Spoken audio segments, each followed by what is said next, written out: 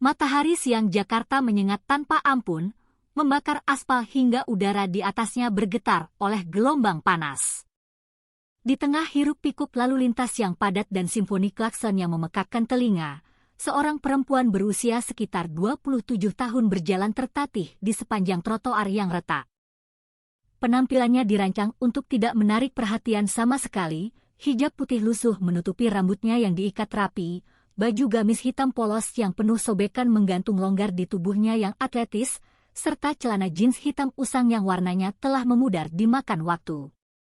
Di punggungnya, sebuah karung goni besar yang menggembung berisi botol-botol plastik dan kardus bekas terguncang seiring setiap langkahnya yang lambat. Siapapun yang melihatnya akan langsung menyimpulkan bahwa ia hanyalah satu dari ribuan pemulung yang berjuang mencari sisa-sisa kehidupan di belantara beton ibu kota. Namun, semua itu hanyalah sebuah samaran yang sempurna.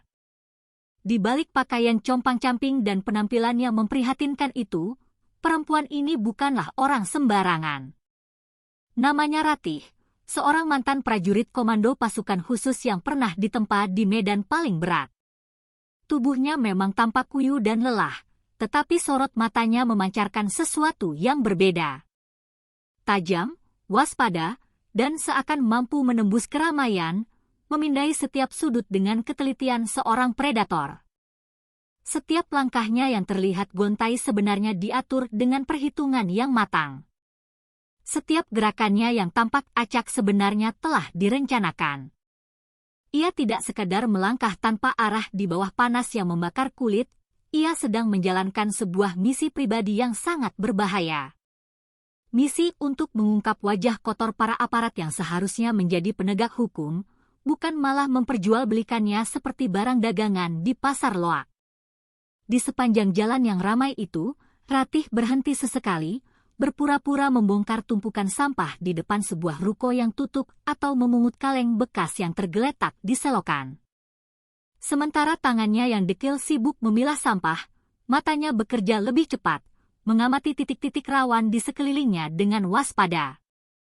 Ia sudah tahu dari informan kecilnya, seorang anak jalanan yang sering ia beri makan, bahwa hari ini akan ada razia di persimpangan jalan di depan. Dan razia itu bukanlah operasi resmi yang diatur oleh prosedur, melainkan sebuah panggung pemerasan terselubung yang sudah menjadi rahasia umum bagi para pengguna jalan. Penyamarannya sebagai pemulung menjadi tameng terbaiknya untuk mengintai dari dekat tanpa menimbulkan kecurigaan. Peluh mengucur deras di pelipisnya, menyatu dengan debu jalanan yang menempel tebal di wajahnya. Namun di dalam hatinya, Ratih sudah siap menghadapi apapun. Ia tahu yang ia hadapi bukan sekadar oknum polisi nakal yang mencari uang rokok, melainkan simpul dari sebuah jaringan yang lebih gelap dan mengakar. Ia harus berpura-pura lemah agar bisa mendekat. Ia harus tampak tak berdaya agar dianggap tak berbahaya. Karena di balik kerudung lusuh dan pakaian robek yang dikenakannya, tersimpan sebuah niat sekeras baja yang sudah ia patri dalam hatinya. Hari ini, kebenaran harus mulai dicatat, bahkan jika harga yang harus dibayar adalah darah dan luka. Benar saja, di persimpangan jalan yang sibuk itu, beberapa polisi tampak telah mendirikan pos dadakan. Sebuah papan segitiga kecil bertuliskan, razia, diletakkan begitu saja di pinggir jalan, tanpa garis pembatas resmi ataupun plang identitas operasi yang sah. Ratih, yang masih setia dengan perannya sebagai pemulung, berpura-pura sibuk mengorek tumpukan kardus bekas di dekat sebuah tong sampah besar yang meluap. Namun, matanya tak pernah lepas dari pemandangan di seberang jalan. Ia melihat dengan jelas bagaimana polisi-polisi itu menghentikan kendaraan secara acak, terutama sepeda motor dan mobil bak terbuka yang tampak tua. Tidak ada prosedur yang jelas, tidak ada pemeriksaan surat-surat yang standar. Semua terasa janggal, dan naluri militernya langsung mengirimkan sinyal bahaya yang kuat. Seorang pengendara motor dengan helm kusam dihentikan. Wajahnya tampak panik. Dengan tangan gemetar, ia membuka dompet kulitnya yang sudah usang, lalu menyerahkan beberapa lembar uang 50 ribuan kepada seorang polisi berbadan kekar dengan kumis tebal yang ternyata bernama Bribka Baskoro. Adegan itu berlangsung begitu cepat, begitu lancar, seolah sudah menjadi sebuah koreografi yang biasa mereka lakukan setiap hari. Baskoro menerima uang itu tanpa ragu, melipatnya dengan cepat, lalu memasukkannya ke dalam saku celana seragamnya. Setelah itu, ia melambaikan tangan dengan santai, memberi isyarat agar si pengendara segera pergi.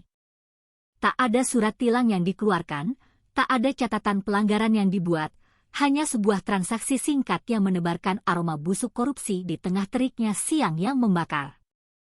Ratih merasakan dadanya mengeras karena amarah.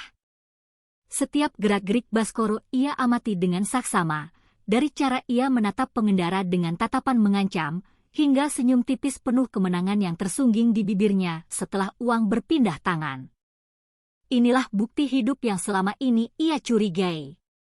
Razia ini hanyalah kedok untuk memeras masyarakat kecil yang tak berdaya. Wajah-wajah pasrah para warga yang menjadi korban semakin menambah keyakinannya bahwa praktik kotor ini sudah berjalan lama dan menjadi rahasia umum yang menakutkan. Meski berpura-pura tak peduli, tangan Ratih yang tersembunyi di balik karung goni sudah merayap ke saku bajunya, menggenggam erat ponsel murah yang menjadi senjata utamanya hari ini. Ia tahu momen ini harus diabadikan. Dengan gerakan yang sangat hati-hati dan terlatih, ia mengarahkan kamera ponselnya sambil tetap berpura-pura mengorek sampah. Jantungnya berdegup kencang, bukan karena takut, melainkan karena amarah yang membara di dalam dadanya. Adegan suap itu, suara desisan Baskoro yang samar, dan wajah cemas si pengendara, semuanya terekam dengan jelas. Ratih sadar, bukti ini bisa menjadi senjata ampuh untuk membongkar aib mereka. Namun, di dalam hatinya ia juga sadar, permainan ini baru saja dimulai. Apa yang dilihatnya di persimpangan ini hanyalah ujung dari jaring kotor yang jauh lebih dalam dan berbahaya. Ratih menunduk dalam-dalam, seolah sedang sibuk memeriksa barang-barang rongsokan di dalam karung goni yang tergeletak di sampingnya. Tangannya, yang dari kejauhan tampak gemetar karena lelah di bawah panasnya siang itu, sebenarnya bergerak dengan sangat cekatan dan terlatih. Ia menyalakan kamera pada ponsel murahan yang ia sembunyikan di balik lipatan kain gamisnya yang kumal. Lensa kecilnya mengintai dari sela-sela kain, mengarah tepat ke sosok Bribka Baskoro yang sedang melakukan transaksi ilegal berikutnya dengan seorang sopir mobil bak. Setiap gerakannya, setiap lirikan matanya yang serakah, bahkan suara lirih uang kertas yang diselipkan ke saku seragamnya, semuanya terekam tanpa terputus. Meskipun rekaman itu berasal dari ponsel sederhana, kualitasnya sudah lebih dari cukup untuk menjadi bukti nyata sebuah kejahatan yang selama ini hanya menjadi gosip di warung-warung kopi. Ia tahu benar betapa berisikonya tindakan yang sedang ia lakukan. Baskoro bukan polisi rendahan yang bisa dianggap remeh. Ia dikenal kasar, temperamental, dan tak segan menggunakan kekerasan untuk mengintimidasi siapa saja yang berani menantangnya. Jika ia sadar sedang direkam, konsekuensinya bisa sangat fatal. Namun, Ratih sudah terbiasa hidup di bawah tekanan semacam ini. Disiplin militer yang pernah menempa tubuh dan mentalnya membuatnya tetap tenang di tengah situasi yang genting. Meskipun jantungnya berdegup kencang, ia menahan napas saat Baskoro menoleh sebentar ke arahnya. Dengan cepat, Ratih menggeser posisinya sedikit, berpura-pura memungut botol plastik, agar kamera bisa menangkap wajah Baskoro dengan lebih jelas.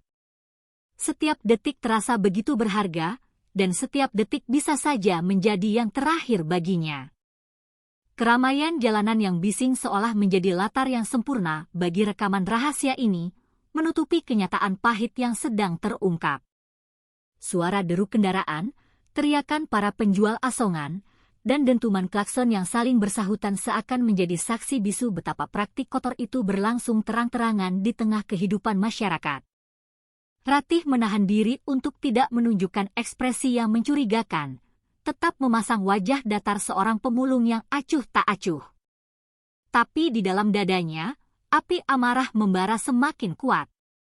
Ia bukan sekadar sedang mengumpulkan sebuah video, ia sedang menyulut sebuah perlawanan yang bisa meledak kapan saja.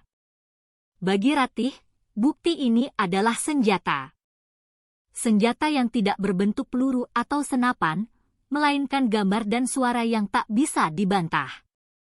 Ia tahu banyak orang pernah melihat praktik semacam ini, tapi tak pernah ada yang berani mencatatnya, apalagi melawannya. Kini, ia yang berdiri di garis depan, sendirian melawan sebuah sistem korup yang jauh lebih besar dari dirinya. Saat ponsel itu terus merekam, satu hal pasti terpatri dalam hatinya. Meskipun harus menghadapi bahaya yang mengancam nyawa, ia tidak akan pernah membiarkan hukum diperjualbelikan di bawah langit siang yang membara ini. Langkah kaki Baskoro yang berat terhenti mendadak. Matanya yang tajam menangkap sebuah gerakan kecil yang mencurigakan dari arah tumpukan rongsokan tempat Ratih berada. Tatapannya menyipit, penuh selidik. Dalam sekejap, instingnya yang liar memberitahunya ada sesuatu yang tidak beres. Ia berbalik dan berjalan cepat dengan langkah-langkah kasar yang mengintimidasi. Sepatu Lars hitamnya menghantam aspal dengan suara keras, menciptakan ritme yang menegangkan. Warga yang berkerumun di sekitar lokasi razia ikut terdiam, seolah bisa merasakan hawa permusuhan yang tiba-tiba menyelimuti tempat itu. Ratih, yang masih fokus merekam, berusaha untuk tetap tenang dan berpura-pura sibuk. Dengan gerakan cepat namun terkendali, ia menyembunyikan ponselnya ke balik tumpukan kain lusuh di dalam karungnya. Namun terlambat, sorot mata Baskoro sudah terkunci padanya. Saat jarak mereka hanya tinggal beberapa langkah, sebuah teriakan lantang memecah udara siang yang panas. "Wah! Apa yang kamu lakukan di situ?" "Hah!" Ratih terkejut. Tubuhnya menegang seketika, namun ia tetap diam, tidak mengangkat wajahnya. Ia mencoba menutupi layar ponselnya dengan tangan yang ia buat seolah-olah gemetar, berpura-pura tidak paham dengan pertanyaan itu. Tapi Baskoro bukan orang bodoh. Dengan kecepatan dan kekuatan penuh, ia menerjang maju, meraih tangan Ratih dengan kasar, lalu merebut ponsel murahan itu dari genggamannya. Ia menatap sekilas ke layar yang masih menyala, menampilkan rekaman video yang baru saja diambil. Wajahnya langsung berubah merah padam karena amarah. Sebelum Ratih sempat bereaksi, Baskoro membanting ponsel itu sekeras-kerasnya ke aspal. Prak! Suara pecahan plastik dan kaca berderak nyaring, memantul di telinga semua orang yang menyaksikan kejadian itu. Kerumunan warga terkejut, mulut mereka ternganga tanpa bisa bersuara. Ada beberapa orang yang ingin maju, namun nyali mereka langsung surut begitu melihat sorot mata Baskoro yang sudah seperti binatang buas yang terluka. Potongan-potongan ponsel berserakan di aspal yang panas, layarnya retak 1000, dan dengan itu, bukti yang susah payah dikumpulkan Ratih seakan lenyap di depan matanya. Ratih terdiam. Matanya menatap nanar pecahan ponsel itu dengan perasaan yang bercampur aduk, amarah, frustrasi, sekaligus sebuah tekad yang semakin mengeras. Ia sadar, Baskoro baru saja menunjukkan dengan jelas siapa penguasa jalanan ini. Dan pesan itu disampaikan bukan hanya untuk dirinya, tetapi juga untuk semua warga yang berani melihat dan berpikir untuk melawan. Hening yang mencekam menyelimuti persimpangan. Baskoro berdiri dengan dada membusung, tatapan garangnya menyapu orang-orang di sekitarnya, menantang mereka dalam diam. Suara klakson kendaraan yang tertahan di jalan terdengar samar, kontras dengan ketegangan yang menggantung pekat di udara. Sementara Ratih, meskipun tubuhnya tampak kaku dan kalah, di dalam hatinya ia bersumpah. Meskipun bukti fisik itu hancur, tekadnya tidak akan pernah padam. Baskoro boleh menghancurkan ponselnya, tapi ia tidak akan pernah bisa menghancurkan mata dan ingatan seorang prajurit yang siap melawan dengan cara apapun. Amarah Baskoro memuncak hingga ke ubun-ubun setelah menghancurkan ponsel Ratih. Tanpa memberi kesempatan sedikit pun bagi Ratih untuk bangkit, ia mengangkat kakinya yang bersepatu lars tebal, lalu menendang tubuh perempuan itu dengan keras. Hantaman brutal itu membuat tubuh Ratih terlempar ke arah tumpukan besi karatan di tepi jalan. Suara dentuman tubuhnya yang membentur logam berderak nyaring, memantul ke telinga para warga yang hanya bisa menyaksikan dengan ngeri. Ratih meringis, menahan rasa sakit yang menyengat, namun belum sempat ia menarik napas, Baskoro sudah maju menghampirinya dengan wajah yang penuh kebencian. Sorot matanya menyala-nyala, seolah ingin menegaskan bahwa kekuasaan absolut ada di tangannya. Dengan brutal, Baskoro menginjak tubuh Ratih berkali-kali. Sepatunya yang keras menghantam perut, dada, dan bahu perempuan itu tanpa belas kasihan. Setiap injakan membuat napas Ratih tersengal, tubuhnya terguncang hebat di atas tumpukan besi yang dingin dan tajam. Warga sekitar yang melihat hanya bisa saling pandang dengan cemas. Sebagian menutup mulut karena ngeri, sebagian lagi memilih mundur karena ketakutan. Mereka tahu ini sudah sangat kelewatan, tetapi tak ada satupun yang berani melangkah maju untuk menolong. Aura intimidasi Baskoro terlalu kuat, dan bayangan hukuman jika berani menentangnya membuat keberanian mereka lenyap seketika. Tidak puas hanya dengan injakan, Baskoro meraih tongkat polisi yang tergantung di pinggangnya. Ia menggenggamnya erat-erat.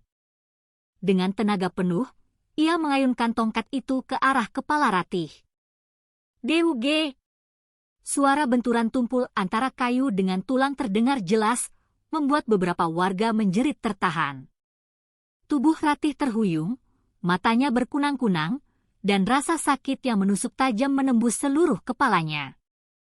Ia mencoba bertahan, mengerahkan sisa-sisa kesadarannya, namun dunia perlahan memudar. Gelap mulai menelan penglihatannya. Dalam sekejap, kekuatannya lenyap, dan tubuhnya terkulai tak berdaya di bawah terik matahari yang menyengat. Baskoro berdiri menjulang di atasnya, dadanya membusung, napasnya terengah-engah, namun wajahnya menunjukkan kepuasan yang kejam. Ia memandang sekeliling, menantang siapapun yang berani bersuara.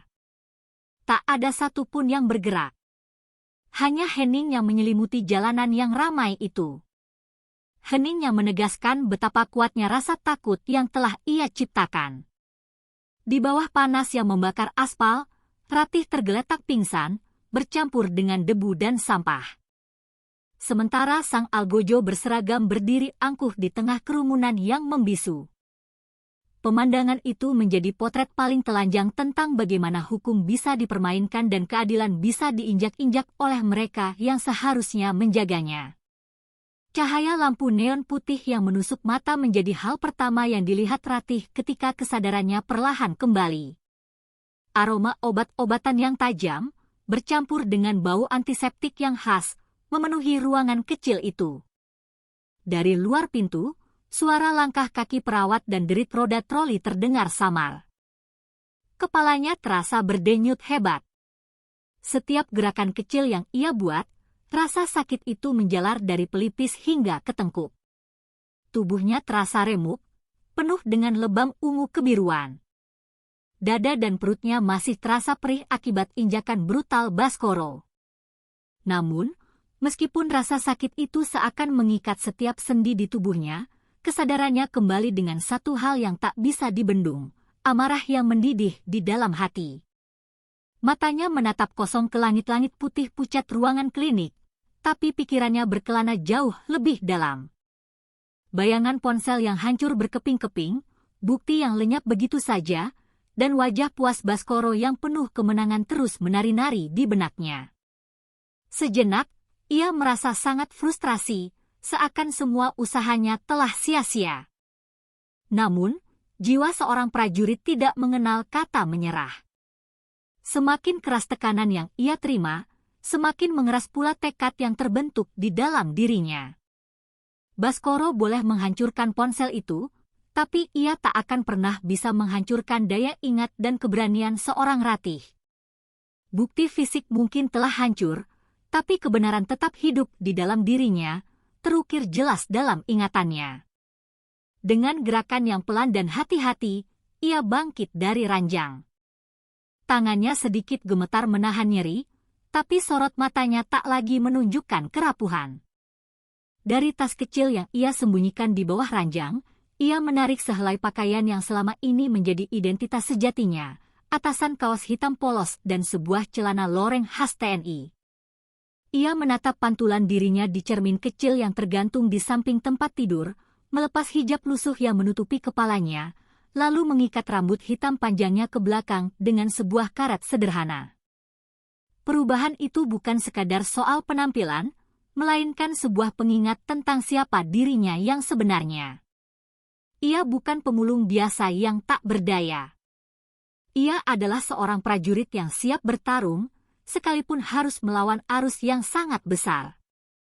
Ketika seragam itu melekat kembali di tubuhnya, aura yang terpancar darinya berubah total.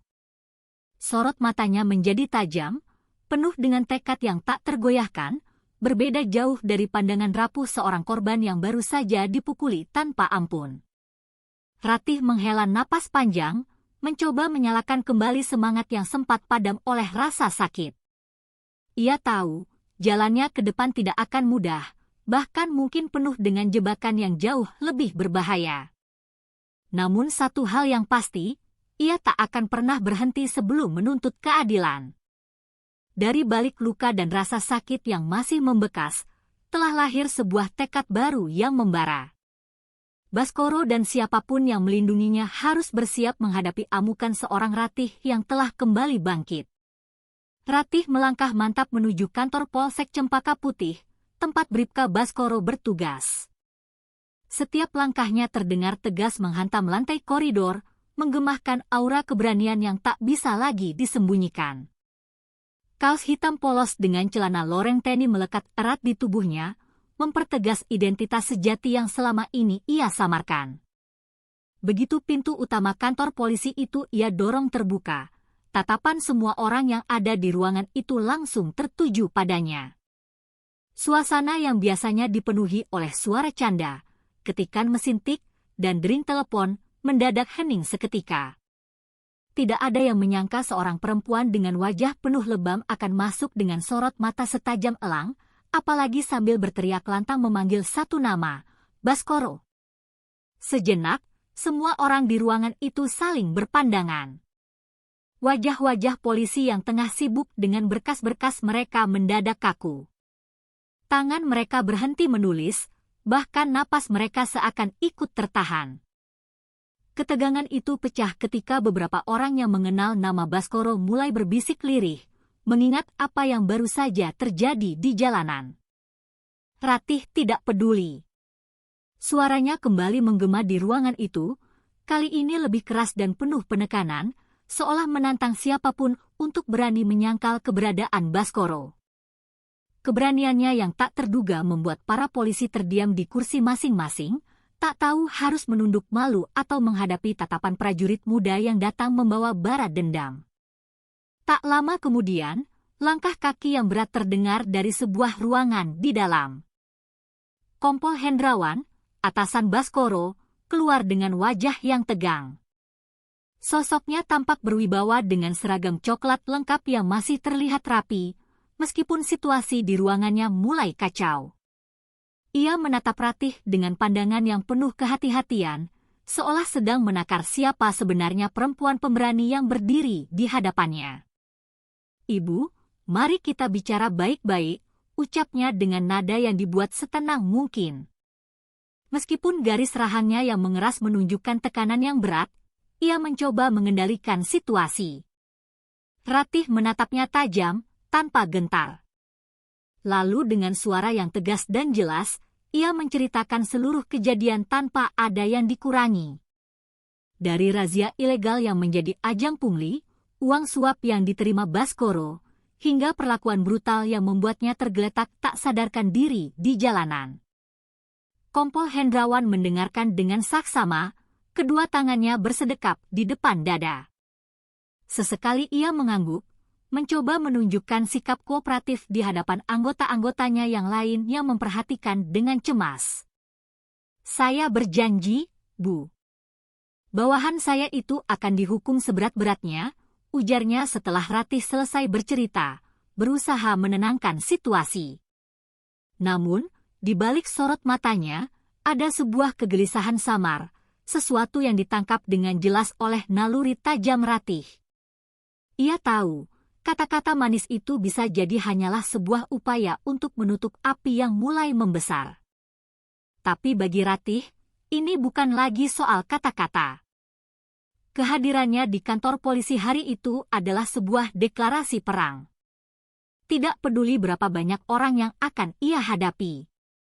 Kompol Hendrawan berdiri tegak di hadapan Ratih, mencoba menunjukkan wibawa seorang pemimpin.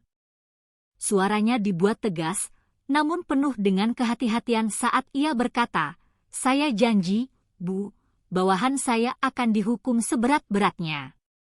Kalimat itu mungkin terdengar meyakinkan bagi telinga orang awam. Namun bagi seorang prajurit yang terlatih membaca bahasa tubuh seperti Ratih, intonasi yang samar dan jeda kecil di antara kata-kata itu menyimpan keraguan yang sulit untuk ditutupi. Ruangan yang semula tegang berubah sejenak menjadi hening, seolah semua orang menahan napas, menunggu bagaimana Ratih akan merespons janji sang komandan. Ratih menatap langsung ke dalam mata Hendrawan. Sorot matanya dingin dan penuh selidik, seakan ingin menembus lapisan topeng kepemimpinan yang dikenakan oleh perwira itu. Ia bisa membaca dengan jelas kegelisahan yang coba disamarkan, bisa menangkap goyahnya keyakinan di balik sikap tenang yang dipaksakan. Namun, ia memilih untuk diam. Lidahnya terkatup rapat, bukan karena ia percaya, melainkan karena ia tahu kata-kata tambahan tidak akan ada gunanya saat ini. Pengalamannya di lapangan sudah cukup untuk membuatnya memahami, di dalam tubuh birokrasi, banyak janji yang hanya berakhir sebagai suara kosong, dan permainan hukum jarang sekali berjalan lurus. Perlahan, Ratih memalingkan wajahnya. Ia tidak ingin terjebak lebih lama dalam lingkaran diplomasi murahan yang dibungkus dengan formalitas. Langkahnya terasa berat, tapi penuh dengan ketegasan saat ia berjalan keluar dari kantor itu. Pintu besar yang berderit saat ditutup di belakangnya seolah menjadi penanda akhir dari babak pertama pertarungannya, menyisakan sebuah ruangan yang penuh dengan tatapan kosong para polisi yang masih diam membisu. Di luar, angin siang yang panas menerpa wajahnya, namun tidak mampu meredam api yang menyala di dalam hatinya. Bagi Ratih, apa yang baru saja ia dengar hanyalah basa-basi untuk meredam situasi. Dan di titik itu, tekadnya semakin mengeras. Ia sadar bahwa langkah berikutnya bukan lagi soal membuat laporan atau mengikuti prosedur, melainkan aksi nyata yang harus ia ambil sendiri. Ia tidak bisa menggantungkan nasib keadilan pada sebuah janji yang rapuh, apalagi dari orang yang sorot matanya menyimpan keraguan. Ratih tahu, apa yang menantinya di depan akan jauh lebih berbahaya.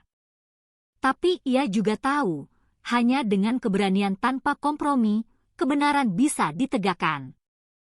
Janji Kompol Hendrawan mungkin terdengar lantang, namun bagi Ratih, hanya tindakannya yang akan berbicara. Baru beberapa langkah ia meninggalkan pintu kantor polisi, tubuh Ratih mendadak dihantam oleh sebuah tendangan keras dari arah belakang. Hantaman itu begitu kuat dan tak terduga, hingga membuatnya terhempas ke lantai semen yang kasar. Siku dan lututnya terbentur keras, menimbulkan rasa perih yang tajam. Napasnya tersengal, namun insting prajuritnya segera memerintahkan tubuhnya untuk berbalik. Di hadapannya, berdiri Bribka Baskoro. Wajahnya merah padam, matanya menyala seperti bara api yang siap membakar. Tak ada basa-basi, tak ada prosedur penangkapan, hanya amarah mentah yang meledak tanpa kendali. Baskoro tampak seperti binatang buas yang akhirnya menemukan mangsanya kembali. Sebelum Ratih sempat bangkit sepenuhnya, Baskoro sudah meraih lengannya dengan cengkeraman sekuat besi. Ia menyeret tubuh Ratih melewati halaman kantor, seolah perempuan itu hanyalah sebuah karung kosong yang tak bernyawa. Beberapa polisi lain yang melihat kejadian itu hanya terdiam. ada yang menunduk, ada yang berpura-pura sibuk dengan ponselnya. Tak seorang pun berani menghentikan tindakan brutal itu, seakan mereka semua sudah tahu bahwa melawan Baskoro hanya akan membawa masalah bagi diri mereka sendiri. Ratih berusaha melawan, meronta-ronta, tapi rasa sakit dan luka di tubuhnya membuat gerakannya sangat terbatas. Ia hanya bisa menatap sekeliling dengan marah, menyadari betapa dalamnya ketakutan yang telah membungkam semua mulut di tempat ini. Baskoro akhirnya mendorong tubuh Ratih dengan kasar ke dalam sebuah gudang besar yang tak terpakai, tidak jauh dari gedung utama kantor polisi. Pintu besi berkarat itu berderit keras ketika didorong, menimbulkan suara yang memekakkan telinga. Di dalamnya, suasana suram dan pengap langsung menyambut. Atap yang bolong di beberapa titik membiarkan sinar matahari menembus masuk dalam garis-garis tipis, jatuh ke lantai yang penuh dengan debu tebal. Bau besi tua dan kayu lapuk memenuhi udara, menciptakan atmosfer yang mencekam. Setiap langkah Baskoro yang menghantam lantai menimbulkan gema, seolah menegaskan bahwa inilah arena pribadi yang ia pilih untuk melampiaskan kekerasannya. Ratih berdiri dengan napas terengah-engah. Tubuhnya masih terasa sakit, namun sorot matanya tetap tajam. Ia menatap Baskoro tanpa rasa gentar sedikit pun. Seakan luka-luka yang baru saja ia terima hanyalah pengingat bahwa perjuangan ini belum selesai. Baskoro mendekat dengan wajah yang penuh amarah, tangannya mengepal erat, siap untuk menghantam. Gudang itu kini menjadi saksi bisu pertarungan antara seorang oknum yang merasa kebal hukum dengan seorang perempuan yang tak sudi tunduk pada ketidakadilan. Dan di tengah cahaya redup yang masuk dari celah atap, wajah Ratih yang penuh debu tampak berkilat, menegaskan bahwa ia tidak akan menyerah begitu saja. Suara pukulan yang bertubi-tubi menggema di dalam gudang yang lapuk itu. Baskoro melayangkan tinjunya tanpa ampun, menghantam wajah dan tubuh Ratih dengan kebrutalan khas seorang preman berseragam. Setiap hantaman yang ia daratkan disertai dengan teriakan penuh amarah. "Jangan macam-macam sama gue! Gue tahu siapa yang ada di belakang loh!" Kalimat itu menusuk tajam ke telinga Ratih.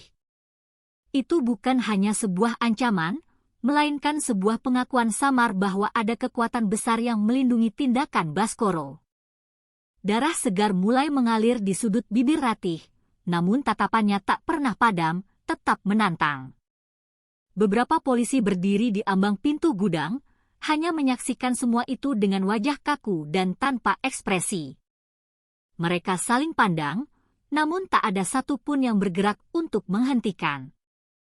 Keheningan mereka bukan karena tidak tahu mana yang benar dan salah, melainkan karena rasa takut pada konsekuensi yang jauh lebih besar dari sekadar menyelamatkan seorang perempuan yang tak mereka kenal. Bayangan kekuasaan yang menaungi Baskoro terlalu gelap dan terlalu menakutkan untuk dilawan. Ratih sadar, ia tidak bisa berharap pada siapapun di tempat ini. Pertarungan ini harus ia selesaikan dengan tangannya sendiri. Meskipun tubuhnya penuh dengan luka baru yang menambah perih luka lama. Dengan sisa tenaga yang ia miliki, Ratih mengatur napasnya, menahan rasa sakit yang seakan mengikat setiap tulangnya. Ketika Baskoro lengah sejenak setelah melayangkan pukulan, Ratih memanfaatkan momentum itu. Kakinya terangkat tinggi, menghantam rahang Baskoro dengan sebuah tendangan memutar yang keras dan cepat. Pria itu terhuyung ke belakang, terkejut dengan perlawanan yang tak terduga. Seketika, aura Ratih berubah. Ia bukan lagi sosok pemulung lusuh yang tak berdaya, melainkan seorang prajurit sejati yang bangkit dari debu. Serangan bertubi-tubi ia lancarkan, pukulan siku ke ulu hati, tendangan ke lutut, hantaman telapak tangan ke pelipis. Semua gerakan itu dilepaskan tanpa jeda, cepat dan akurat, menghantam tubuh kekar Baskoro hingga pria itu tak sempat membalas. Akhirnya, Baskoro terjatuh ke lantai dengan keras. Tubuhnya terguncang hebat, napasnya terengah-engah. Dila berdiri menjulang di atasnya, wajahnya penuh dengan debu dan bercak darah. Bahunya naik turun menahan lelah, napasnya berat, Namun sorot matanya tak bergeming dari tubuh pria yang terkapar itu. Dalam tatapan tajamnya, tersimpan sebuah pesan yang jelas, kekuasaan kotor tidak akan selamanya bisa menindas. Meskipun sendirian, meskipun penuh luka, Ratih telah menunjukkan bahwa keberanian seorang perempuan bisa menghancurkan arogansi seorang aparat yang merasa dirinya kebal hukum. Gudang itu kini menjadi saksi bisu kebangkitan seorang prajurit yang tak sudi tunduk pada ketidakadilan. Baskoro terkapar di lantai gudang yang berdebu. Tubuhnya penuh dengan luka lebam akibat serangan balasan yang tak terduga dari Ratih. Napasnya terengah-engah, darah mengalir dari sudut bibirnya yang pecah. Namun, masih ada sisa-sisa arogansi dalam senyum sinisnya. Dengan suara yang serak dan terbata-bata, ia melontarkan kata-kata yang menusuk tajam ke telinga Ratih. Lu kira cuma gue yang kotor? Ini semua bagian dari jaringan besar. Lebih dalam dari yang lo bayangin. Bahkan si Hendrawan pun udah lama masuk ke dalamnya. Kata-kata itu keluar terputus-putus, namun setiap suku katanya meninggalkan jejak dingin di udara. Ratih terdiam membeku. Dadanya berdegup kencang, bulu kuduknya berdiri. Bukan karena rasa takut, melainkan karena kesadarannya baru saja diguncang oleh sebuah kebenaran yang sangat pahit.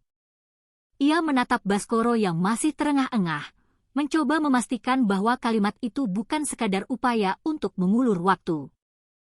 Namun, sorot mata Baskoro yang penuh kepuasan seolah menegaskan bahwa ia baru saja membuka sedikit tabir rahasia yang jauh lebih besar dan mengerikan.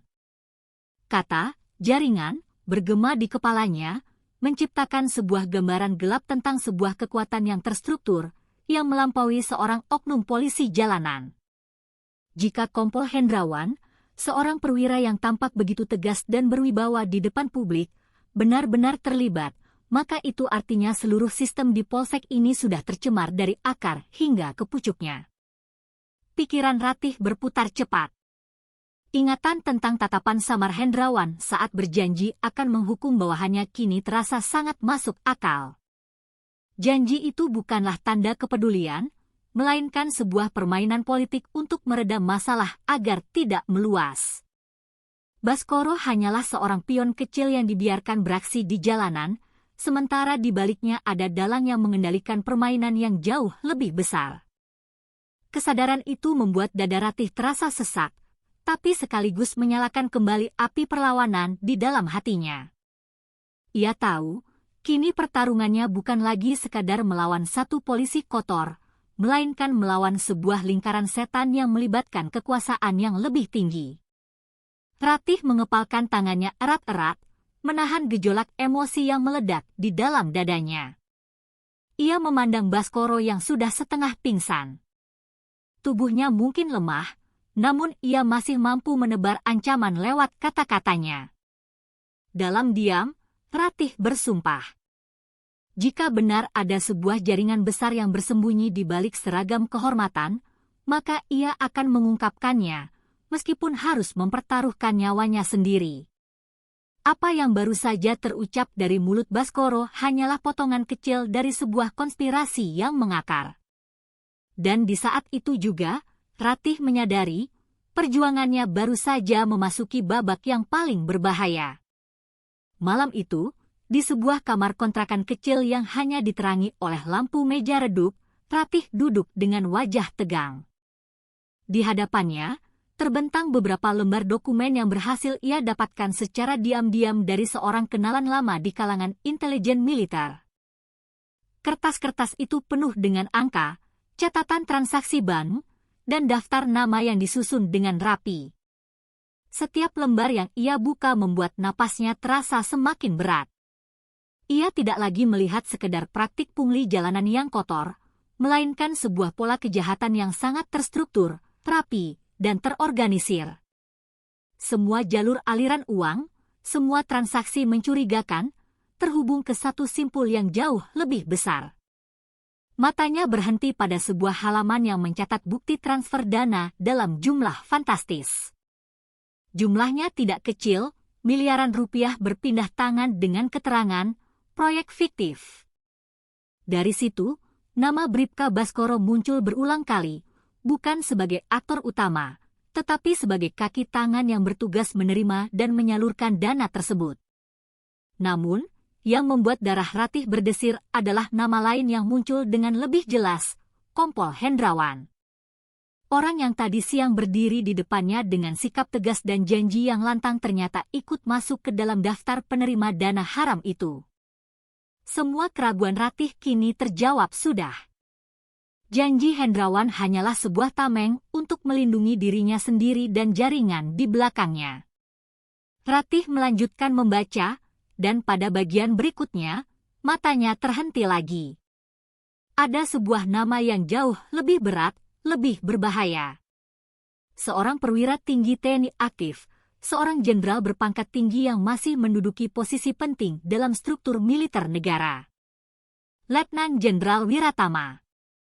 Nama itu ditulis dengan sangat hati-hati, namun bukti transfer dan catatan rapat rahasia yang terselip di dalam dokumen itu memperkuat keterlibatannya. Inilah dalang yang sesungguhnya, pengendali jaringan gelap dari balik layar yang mengatur semua permainan, dari tingkat jalanan hingga ke ruang rapat para pejabat tinggi. Fakta ini membuat dada Ratih terasa sesak, seakan udara malam yang dingin berubah menjadi beban berat yang menekan paru-parunya.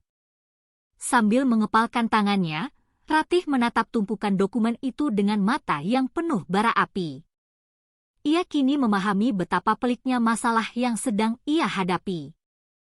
Bukan hanya aparat jalanan, bukan hanya satu kantor polisi, melainkan sebuah jaringan kekuasaan yang telah bercokol di dalam institusi negara, menyatu dengan sistem. Di hadapannya, keadilan tampak seperti sebuah bayangan tipis yang hampir mustahil untuk digapai.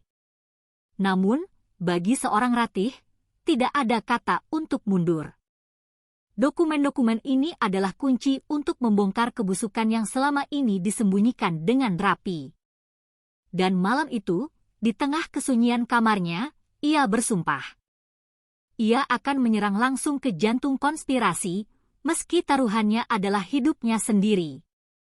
Ratih menatap dokumen-dokumen itu seolah sedang menatap sebuah peta ladang ranjau. Setiap garis, angka, dan nama di dalamnya menunjukkan sebuah jalur kejahatan yang jauh lebih panjang dan rumit dari yang pernah ia bayangkan. Razia ilegal di persimpangan jalan hanyalah sebuah panggung kecil. Di balik layar, uang haram mengalir deras lewat perusahaan-perusahaan cangkang. Barang-barang terlarang diperdagangkan dengan menggunakan dokumen palsu, dan jaringan narkoba internasional bisa berjalan lancar di bawah payung perlindungan seragam. Pola-pola itu saling terhubung dengan sangat rapi, satu transfer dana mengarah ke rekening lain di luar negeri, satu tanda tangan dari seorang pejabat membuka akses ke gudang-gudang yang selama ini tak pernah tersentuh oleh hukum. Rasa marah yang membara di dalam dirinya kini bercampur dengan ketakutan yang dingin. Bila benar para pelaku kejahatan ini dilindungi sampai ke tingkat jenderal, maka mempublikasikan bukti ini bukan sekadar akan memalukan mereka. Itu berarti sebuah deklarasi perang melawan sebuah institusi yang punya kekuatan untuk membungkam, menghilangkan bukti, bahkan membungkus sebuah kasus pembunuhan dengan kebohongan resmi. Ratih menghitung setiap risiko, seperti seorang prajurit yang sedang menghitung peta misi di medan perang. Setiap langkah harus presisi. Setiap saksi harus dilindungi, karena satu kesalahan kecil saja bisa menghentikan seluruh rangkaian pembongkaran ini. Di satu sisi, nalurinya memanggil, buka saja semuanya sekarang juga. Serahkan semua bukti ini ke media, ke KPK. Biarkan publik marah dan menuntut tindakan. Namun di sisi lain, akal sehat militernya memperingatkan tentang bahaya yang tersembunyi. Jaringan ini tidak akan ragu untuk menggunakan kekerasan. Mereka punya sekutu di dalam birokrasi, di meja administrasi, hingga di ruang-ruang rapat penting. Menyerang secara terbuka tanpa strategi yang matang berarti menaruh nyawanya sendiri dan orang-orang yang ia sayangi di ambang jurang kematian. Akhirnya, di persimpangan dilema itu, Ratih memilih jalan yang paling berbahaya namun paling terukur. Ia akan mengumpulkan lebih banyak bukti, merekatkan benang-benang yang masih terputus, membangun aliansi dengan orang-orang yang bisa ia percaya, lalu memukul satu persatu simpul jaringan ini. Bukan dengan gegabah, melainkan dengan sebuah rencana yang matang yang mampu menelanjangi seluruh bayangan gelap di balik negara. Tekadnya sudah bulat. Dari balik seragam kehormatan yang mereka pakai, kebenaran akan ia tarik paksa ke permukaan. Setidaknya, ia akan mencoba, walaupun ia tahu bahwa harga yang harus ia bayar mungkin akan jauh lebih tinggi dari yang pernah ia bayangkan. Sejak malam itu, tekanan mulai datang dari segala arah. Telepon tanpa nama terus-menerus masuk ke ponselnya. Suara berat di ujung sana, yang sengaja dibuat serak, mengancam keselamatan keluarganya jika ia berani membuka mulut. Ancaman itu bukan sekadar gertakan sambal.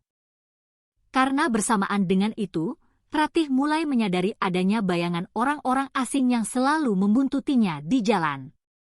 Setiap kali ia menoleh, ada sebuah sepeda motor yang sama yang mengikutinya dari jauh. Ada sebuah mobil sedan hitam yang berhenti terlalu lama di tikungan dekat rumah sakit tempat ia berobat. Situasi itu mengingatkannya pada taktik bayangan yang biasa digunakan oleh intelijen. Sebuah tanda yang sangat jelas bahwa ia sedang dipantau dengan ketat. Keganjilan itu semakin nyata ketika sebuah kabar mengejutkan sampai ke telinganya. Bribka Baskoro, meskipun sudah terkapar dan seharusnya dibawa ke sel tahanan, tiba-tiba hilang tanpa jejak. Catatan resmi di kantor polisi menyebutkan bahwa ia dipindahkan ke Polda untuk pemeriksaan lebih lanjut.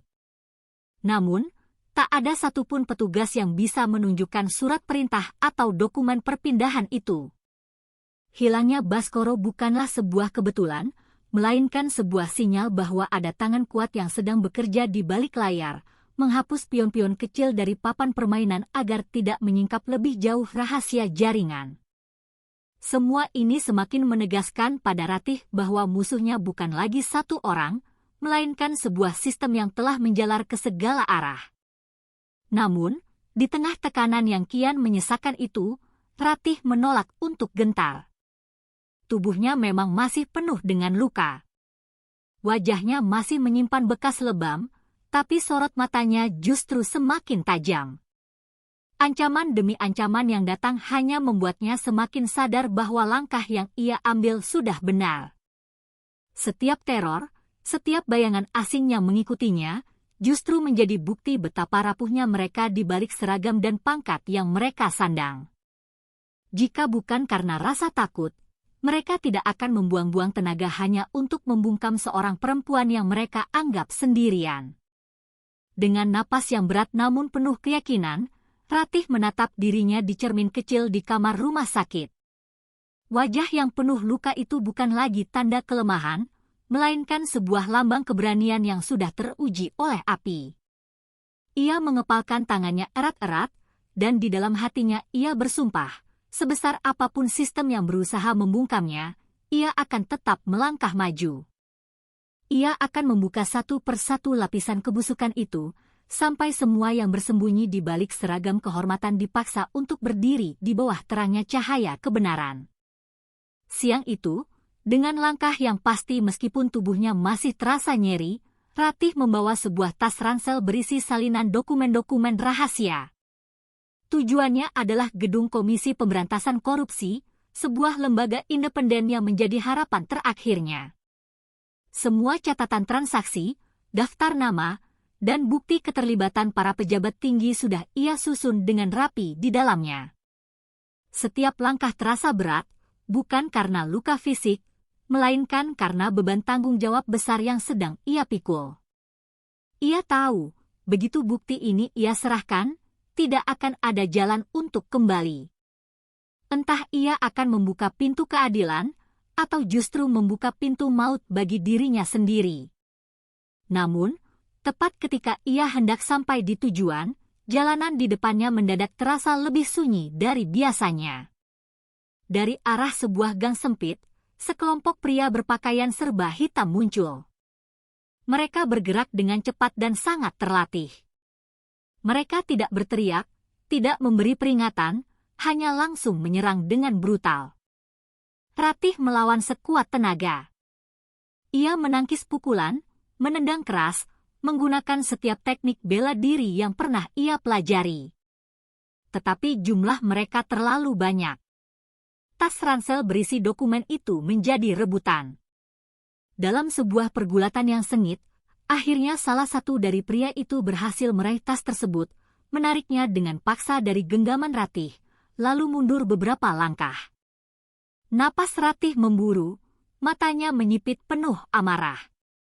Ia bersiap untuk menerjang maju dan merebut kembali tas itu. Namun, seketika salah satu dari mereka, yang tampaknya adalah pemimpinnya, membuka masker hitam yang menutupi wajahnya. Saat melihat siapa orang itu, tubuh Ratih terhentak, seakan baru saja tertusuk oleh ribuan belati es.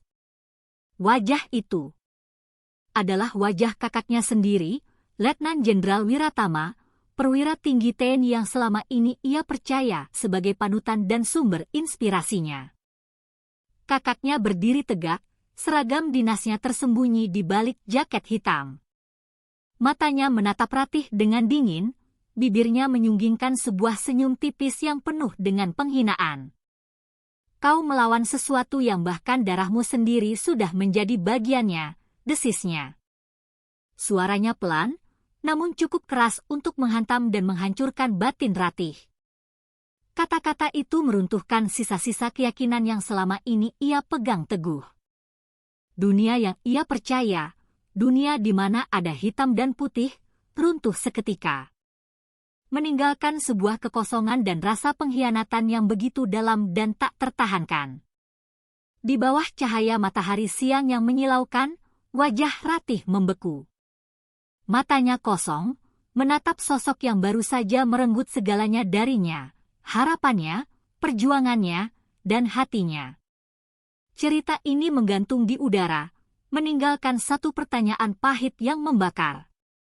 Siapa sebenarnya musuh sejati? Aparat korup di jalan